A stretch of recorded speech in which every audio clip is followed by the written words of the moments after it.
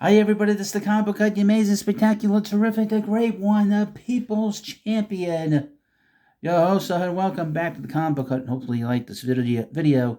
And Marvel attempts to sell WOKE Ironheart series with Robert Downey Jr., the villainous Ironheart, the thief, Riri Williams. Yeah, the one thing we learned about Riri Williams all these years later is that she's a villain. She has the background of a villain. And why they say she's a hero is beyond me. And they keep propping her up and up and up and up, and nobody likes her. And I'm sure this is not going to go over as well either. Marvel Studios and actress Dominique Thorne are attempting to sell its upcoming WOKE Ironheart series by using Robert Downey Jr. In a new interview with Empire to promote the series, actress Dominique Thorne, who plays Riri Williams in the series, recounted an encounter with Robert Downey Jr., where he approved of the series. Now, has he come out and said that? No, of course not. Quote, Robert Downey Jr. and I spoke just after we wrapped, and he shared some very lovely words about my journey. Her journey, of course, Thorne said. He told me how excited he was and what he's rooting for it, too. I literally got 2 thumbs up. It's really reassuring to know you're not embarrassing Iron Man. No, the character is. You're just embarrassing filmmaking. This is not the first time that Marvel has attempted to prop up Riri Williams, a.k.a. the villainous Ironheart, with Robert Downey Jr. Back in 2019, Ironheart comic book writer Eve Ewing claimed Downey had high praise for the character during an appearance at the Gene Siskel Film Center. Ewing posted in a now deleted post on X, quote, the real story here is that Robert Downey Jr. said publicly in a room full of people that Ironheart should be in the MCU. I went straight back to the press area afterward and was like, you all heard it. Write that down. Then why should she delete it? Well, you're probably embarrassed to do that book.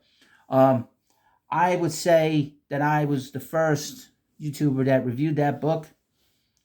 The Eve L. Ewing, Riri Williams book that she wrote. And I said that this was garbage. That it was a book that it had a lot of sort of collectivist ideas in it.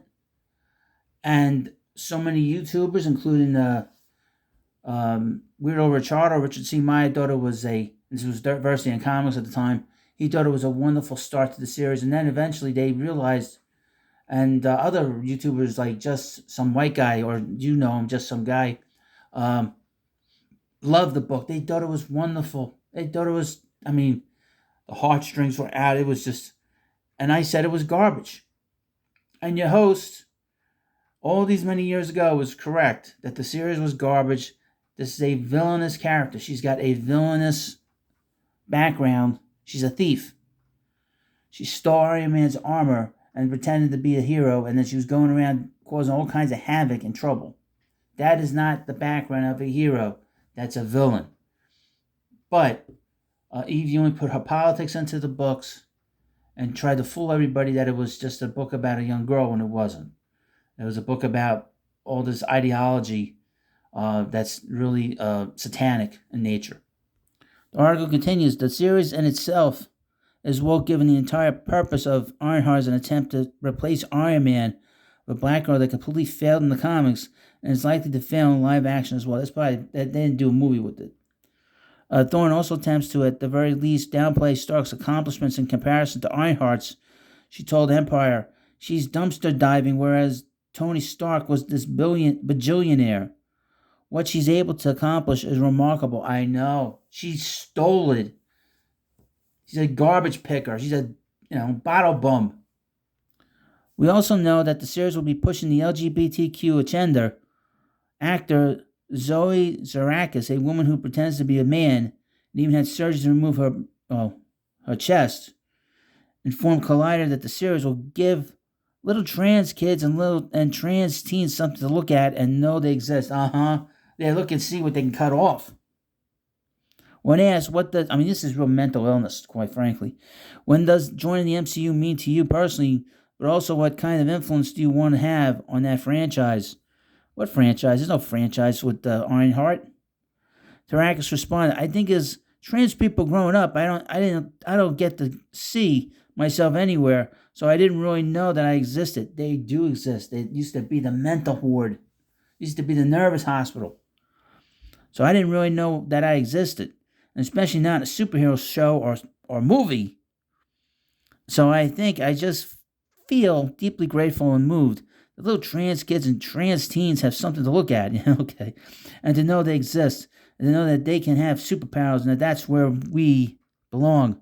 We don't just belong on trauma and drama stories on the fringes, dying and things. We belong there with the big guys. So yeah, it meant a lot to me. The big guys, and that's a little sexist, isn't it? Big guys. That's a little sexist. Let's see. Big guys. No, it's more. It's big people. It's big people. Even these trainees can't get it right. They don't know what the hell's going on. It is also rumored that the show will declare that Riri Williams lives a disordered bisexual life. It's disordered because it is all those things. Back in September of 24, the Marvel Updates account posted Ironheart will have same tones as those of Miss Marvel. And the series will be revealed that Riri's bisexual. Isn't she like a kid? The first test screens of the series were positive. The runtime of the first is around 50 minutes. Oh boy, 50 minutes of this garbage. I don't think this is going to be any good. I think this will go down the line of stuff like Miss Marvel and Secret Invasion. Have you heard of Secret Invasion? I mean, there's so many bad streaming shows. She-Hulk. It's going to be embarrassing. But this was not a great character from the very beginning.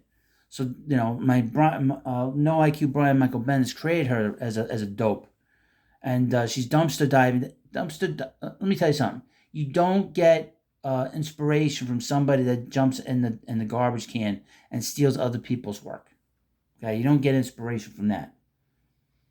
You get inspiration from people that built themselves up, where they could be a bajillionaire.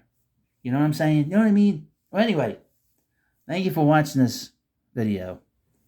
And please subscribe to the Comic Book Hut. Thanks for watching. I'll see you later.